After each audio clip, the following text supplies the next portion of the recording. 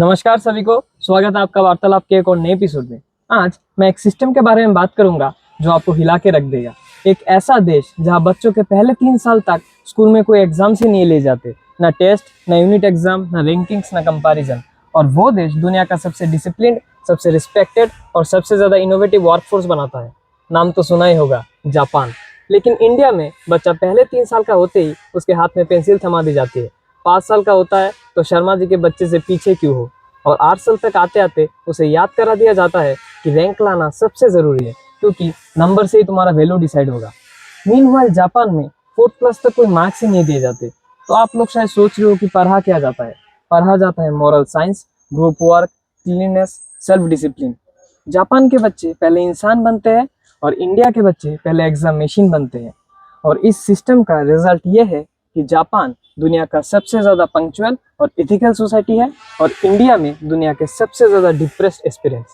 हमारा 10th class का result ये डिसाइड करता है कि हमारा ट्यूशन टीचर हमसे कितने पैसे कमाएंगे, और हमारा 12th क्लास का परसेंटेज ये डिसाइड करता है कि हम शर्मा जी के बेटे से कितने अच्छे हैं। तो आप लोग शायद सोच रहे हो कि इसमें पेरेंट्स क्या सोचेंगे, बिना एग्जाम्स के डिसिप्लिन कैसे आएगा, या फिर बिना मार्क्स के प्रोग्रेस कैसे पता चलेगा। तो आप लोग भी ठीक हो, लेकिन मुझे लगता है कि डिसिप्लिन मार्क्स से नहीं आता, डिसिप्लिन वैल्यूज से आता है। और कॉन्फिडेंस रैंक से नहीं आता, कॉन्फिडेंस एनवायरनमेंट से आता है। जापान में बच्चे अपने क्लासरूम की सफाई खुद करते हैं, अपने खुद के लंच खुद सर्व करते हैं, और अपने एक दूसरे का रिस्पेक्ट करना बहुत अच्छे से सीखते हैं। लेकिन इंडिया में सिर्फ एक ही चीज़ सिखाई जाती है, पढ़ो पढ़ो पढ़ो, वरना कुछ नहीं बनोगे। बनोगे क्या? एंशियस, कंफ्यूज्ड और मार्क्स डिपेंडेंट एडल्ट्स। जापान में टीचर को एक नेशन बिल्डर माना जाता है, और इंडिया में अंडरपेड, ओवरवर्क्ड और एक सिस्टम का हिस्सा जो रूट लर्निंग को पुश करते हैं। सोचने वाली बात यह है कि क्या मार्क्स रियली मैटर करते हैं? क्या हम भी एक फैक्ट्री बना चुके हैं जहाँ क्रिएटिविटी मर रही है?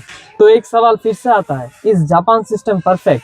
तो बिल्कुल नहीं। लेकिन हमारा सिस्टम इतना फ्लॉड है तो दूसरों से सीखने में क्या ही हर्ज है। अगर आपको लगता है कि सिर्फ मार्क्स से लाइफ बनती है तो आप एक काम कीजिएगा, जापान की ग्रोथ, इनोवेशन, एजुकेशन रैंकिंग और सुसाइड रेट एक बार जरूर कंपेयर कीजिएगा इंडिया से, आपको पता चल जाएगा।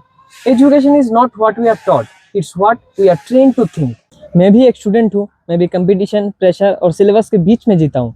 लेकिन मैंने जब जापान के इस एजुकेशन सिस्टम के बारे में पढ़ा तो मेरे दिमाग में एक सवाल आया कि क्या हम सिर्फ मार्क्स के लिए पढ़ रहे हैं, या फिर कुछ नया सीखने के लिए, नया जानने के लिए भी पढ़ रहे हैं। मैं ये नहीं कह रहा हूँ कि जापान परफेक्ट है, और ना ही ये कह रहा हूँ कि इंडिया गलत है।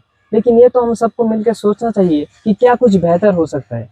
और अगर हम सब स्टूडेंट्स मिलकर सिस्टम को समझने लगे तो शायद ये सिस्टम भी हमें समझने लगे। क्या आप चाहेंगे कि इंडिया के एजुकेशन सिस्टम भी और थोड़ा स्टूडेंट फ्रेंडली हो, और हम भी बिना मार्क्स के कुछ नया वैल्यूएबल और क्रिएटिव सीख सकते हैं? तो कमेंट में ज़रूर बताइए। मैं भी एक स्टूडेंट हूँ, मैं भी इस सिस्टम को समझने की कोशिश कर रहा हूँ आपकी तरह। शायद हम सब मिलके कुछ बदल सकते हैं। अगर आपको ये वीडियो कुछ नया सोचने पे मजबूर करे तो इसे अपने पेरेंट या दोस्त के साथ ज़रूर शेयर करें। मिलते हैं अगले एपिसोड में, तब तक के लिए खुश रहिए, सेफ रहिए, और याद रखिए, ये सिर्फ बात नहीं, ये है वार्तालाप।